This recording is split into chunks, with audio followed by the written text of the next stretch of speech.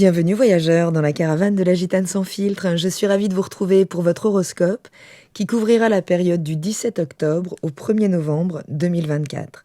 Cette vidéo fait suite à l'analyse de la pleine lune qui a eu lieu en Bélier le 17 octobre. Je vous invite toujours à monter votre propre thème si vous connaissez votre heure de naissance. Vous pouvez le faire rapidement et gratuitement. Je vous affiche le lien direct vers le tutoriel que j'ai posté sur ma chaîne. Alors si vous êtes Balance, ascendant Balance, ou si vous avez la lune dans le signe de la Balance, vous êtes évidemment pleinement concerné par cette période puisque le soleil est toujours dans votre signe et la lune est donc en phase dans l'énergie du Bélier. Donc cette pleine lune, elle éclaire votre secteur 7, celui de la relation, pour peut-être, réévaluer certains partenariats, peut-être votre couple. Chiron est en conjonction avec cette lune. Donc là, vous pourriez recontacter certaines blessures, une certaine vulnérabilité dans vos partenariats, mais ça vous donne aussi une chance là d'évolution, de guérison, d'autonomie. Le soleil, donc, est dans votre secteur 1, il est conjoint à Lilith et conjoint au nœud sud, ce qui vous invite quand même à lâcher là certains schémas pour trouver plus d'équilibre dans les relations. Le nœud sud nous parle de réservoir d'expérience, donc de situations, là, de certaines patterns relationnels qui peuvent revenir, certains schémas donc redondants, et Lilith nous parle de notre peur la plus profonde en lien avec la relation qui peut toucher à l'autonomie et à la perte d'autonomie dans la relation. Et c'est un petit peu l'ombre de la Balance. Mais là, on sera surtout face à l'ombre du Bélier et notre capacité à canaliser notre feu intérieur pour ne pas nourrir des conflits, mais plutôt lui donner forme pour pouvoir construire des actions qui nous permettent d'aller vers toujours plus d'autonomie et d'affirmation de qui vous êtes au sein de la relation.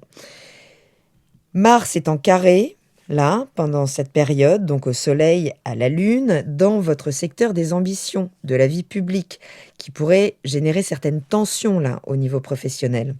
Vénus, qui maîtrise votre signe, est dans votre secteur 2, secteur de vos biens matériels, secteur du corps également, qui est votre premier bien, entre guillemets, dont vous disposez. Donc là, vous pourriez être dans une dynamique d'amélioration de votre physique, de votre santé, peut-être de votre énergie vitale, mais également de votre sécurité financière. Vénus est en aspect très dynamique à Pluton qui vient de reprendre sa marche directe pour quitter une bonne fois pour toutes le Capricorne dans votre secteur 4, celui donc des racines émotionnelles, du lieu de vie, du foyer. Et Vénus est également en aspect d'harmonie avec Neptune qui est dans votre secteur du quotidien en Poisson, toujours rétrograde, qui vous invite donc à finalement créer un quotidien qui vient soutenir votre bien-être et qui travaille également au déploiement de votre sécurité matérielle et financière. Donc pour optimiser ces aspects, l'idée est vraiment de vous concentrer là sur ce que vous investissez émotionnellement, matériellement, ce qui vient nourrir vos racines, ce qui vient nourrir la sécurité dans votre foyer, tout en offrant plus d'harmonie justement à votre quotidien, mais en intégrant là peut-être des nouvelles routines de vie, en mettant certaines limites à certaines pollutions, certaines toxicologies, certaines addictions peut-être. L'idée est vraiment là de se réautonomiser par rapport à son capital, donc capital matériel. C'est pour ça que ça implique le corps. Donc si vous connaissez des périodes un petit peu tendues là, au sein du foyer, de la famille, du lieu de vie, sachez que vous avez une formidable clé en repassant par le corps, en investissant le corps, en investissant sur son potentiel, en le dynamisant, ce qui vous permettra une meilleure santé mentale, psychologique, pour réorganiser aussi ce quotidien, pour peut-être donc quitter certaines addictions, je le disais, et que tout ça puisse dynamiser vos ambitions professionnelles. Donc une pleine lune, c'est toujours un moment de prise de conscience qui peut nous être amené ici par le partenaire également. Mais il faudra vraiment là faire le tri entre certaines relations qui ont été au maximum du déploiement de leur potentiel, de certains systèmes, de certaines mémoires, certaines habitudes relationnelles dont il s'agira de se défaire pour pouvoir maintenir les plus authentiques et effectivement laisser partir peut-être celles qui ne correspondent plus, qui ne vous permettent plus d'exprimer qui vous êtes au sein de la relation. Donc oui, période où on va pouvoir réévaluer la dynamique des relations, qu'elles soient amoureuses, professionnelles, amicales.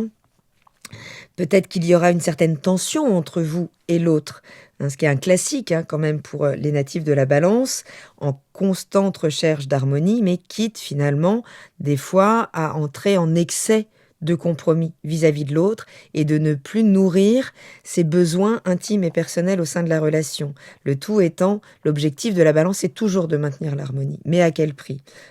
Et ici, l'énergie de Mars, qui est carrée justement à la Lune et au Soleil, viendra déclencher des conflits peut-être nécessaires, des confrontations, là, qui seront à gérer avec délicatesse, mais vous avez toute la diplomatie nécessaire, mais des confrontations nécessaires pour peut-être vous repositionner de manière plus juste dans les partenariats ou les relations. Donc, si vous avez la Lune en Balance, vous pourriez ressentir encore plus intensément ce tiraillement-là sur le plan émotionnel pour concilier vos besoins d'équilibre avec l'impulsivité des autres aussi peut-être, ou leur propre tendance à éviter les confrontations. Donc voilà, l'ombre de la Balance, l'indécision, la difficulté à fixer des limites pourrait être mise à l'épreuve. Donc cette période vous poussera à trouver un terrain d'entente, mais sans compromettre votre propre intégrité. Donc évidemment, ce ciel va continuer de bouger pendant cette période, et dès le 18, dès le lendemain, Vénus, votre planète, va entrer dans l'énergie du Sagittaire. Et la Lune, en même temps, va entrer dans l'énergie du Taureau. Donc, ce transit en Sagittaire, donc dans votre secteur 3, le secteur de la communication, des échanges, des interactions avec votre environnement social immédiat, ce sera une belle période là pour exprimer vos idées avec peut-être plus d'optimisme, plus de sincérité aussi, puisque Jupiter rétrograde, donc il y a moins de superficialité dans les échanges de toute façon pendant cette période. Les discussions deviennent plus philosophiques, peut-être qu'on élève le débat avec les personnes avec qui on interagit au quotidien, peut-être que ça pourrait déclencher des envies de voyage, d'apprentissage, de nouveautés. Peut-être a-t-on juste envie d'élever le débat dans nos interactions quotidiennes, en fait. Sortir du small chat, on est dans des périodes où plus ça va, plus les gens parlent du temps, de la météo. Ok, vous avez besoin de densifier ces échanges au quotidien et ce sera une bonne période là pour être à l'écoute justement de vos besoins. La Lune en Taureau, elle transite votre secteur 8 pour peut-être vous amener à réfléchir à votre système de partage, de finances, d'énergie, à peut-être aborder des transformations encore plus profondes dans votre vie par rapport à ce que vous avez hérité en termes de schéma, en lien avec la productivité, la matière, le rapport au matériel, au corps aussi. Donc, nouvelle approche à déployer au niveau de votre gestion des ressources. Peut-être explorer pendant cette période ces questions de pouvoir, de contrôle aussi, de prise de contrôle dans vos relations. Si vous avez le soleil dans l'énergie de la Balance, cette combinaison-là, elle favorise une plus grande ouverture d'esprit, mais aussi l'écoute de votre besoin de stabilité émotionnelle et matérielle. Le 20 octobre, la Lune entrera dans l'énergie du Gémeaux, dans votre secteur 9, le secteur où on élargit les horizons mentaux, justement. Là, vous serez poussé sans doute à sortir de votre zone de confort, à vous intéresser à de nouvelles idées ou à de nouvelles rencontres, à approfondir, peut-être à envisager des voyages ou des formations, ou à devenir peut-être formateur. Cette phase-là, elle va favoriser l'exploration intellectuelle, l'apprentissage, vous permettre de voir les choses sous un autre angle. Vénus dans l'énergie du Sagittaire, puisqu'elle maîtrise votre signe, donc transite toujours ce secteur 3, ce qui vient donc renforcer toujours l'importance de cette communication, les interactions, les échanges avec votre entourage proche.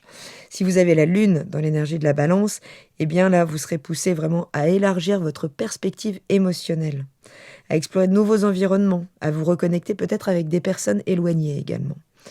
Le 21 octobre, la Lune sera donc conjointe à Jupiter, qui rétrograde dans cette énergie du Gémeaux et qui transite votre secteur 9 pour renforcer toujours l'idée de revisiter des projets en lien avec le voyage, avec peut-être des écritures, avec l'enseignement.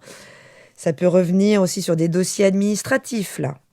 Mais Jupiter rétrograde, elle vous pousse de toute façon à réévaluer les projets, les objectifs à long terme, à vous assurer qu'ils sont bien alignés avec vos valeurs personnelles, à leur donner la densité nécessaire pour pouvoir revisiter peut-être votre philosophie de vie et mieux la structurer, voire peut-être l'enseigner et la partager. Pour les soleils dans l'énergie de la balance, ce sera le moment là carrément de revoir ces croyances, en fait, avec l'opportunité de mieux comprendre le rôle que jouent vos relations dans votre vision globale du monde. Peut-être le besoin de se mettre en retrait un temps aussi de vos réseaux amicaux sociaux pour d'abord devenir votre meilleur ami et mieux interagir ensuite avec votre relationnel. Mais c'est une période là où vous serez amené à chercher donc cette stabilité à travers la connaissance, peut-être à travers l'apprentissage. Le 22 octobre, la Lune transitera l'énergie du Cancer, carré au nœud lunaire. Et donc cette Lune, elle va traverser le secteur de vos ambitions, de votre carrière, de votre réputation publique.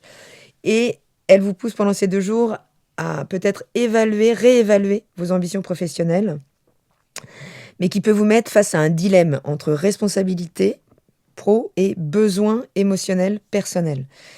Et la capacité peut-être de votre partenaire, qu'il soit professionnel ou affectif, d'ordre privé, voir comment il se positionne, comment il est soutient ou non au déploiement de vos ambitions. Donc là, pour les lunes, ce sera peut-être une tension un petit peu plus importante pour les lunes en balance, entre donc vie publique, vie privée, vous rendre plus sensible à la manière dont les autres perçoivent vos efforts aussi. Donc attention à ne pas se laisser submerger là par les attentes des autres ou par la peur de décevoir. C'est important pendant cette période de rester au centre de l'écoute de ses besoins. Le 23 octobre, le soleil entrera dans l'énergie du Scorpion. Il quitte là votre signe. Il vient illuminer ce secteur 2 pour vous permettre de focaliser pendant un mois sur les finances, vos valeurs, vos ressources personnelles, peut-être vos compétences aussi. Donc c'est un mois où vous serez poussé à réévaluer vos besoins, votre sécurité aussi matérielle, peut-être mettre toute l'énergie nécessaire à sécuriser justement vos acquis. Vénus en Sagittaire dans votre secteur 3, elle vous invite à utiliser vos talents, peut-être de négociation pour améliorer vos finances, peut-être d'enseignement aussi, en tout cas pour mettre en place des stratégies à long terme cette fois, pour cesser là de frôler l'insécurité régulièrement et installer les choses de manière plus pérenne. Et pour les lunes en balance, ce sera un moment peut-être de grande intensification de vos désirs personnels, avec une envie de peut-être plus de contrôle sur votre environnement immédiat, sur vos ressources. Donc ce sera un moment où vous pourrez redéfinir ce qui est vraiment important pour vous sur le plan émotionnel et réindexer le matériel en fonction. Le 24 octobre, la Lune entrera dans le signe du Lion, où elle sera carrée au Soleil en Scorpion. Et cette Lune en Lion, elle va transiter votre secteur 11, celui des amitiés, des projets collectifs, des réseaux sociaux, des projets collaboratifs, des projets à long terme. Et ce transit, là, de 2 jours, il mettra en lumière peut-être des tensions entre ce que vous souhaitez accomplir au sein d'un groupe, d'une communauté, et vos besoins personnels individuels. Le carré Soleil Maison 2, il pourra créer des conflits entre la gestion de vos finances personnelles et votre implication dans des projets communs.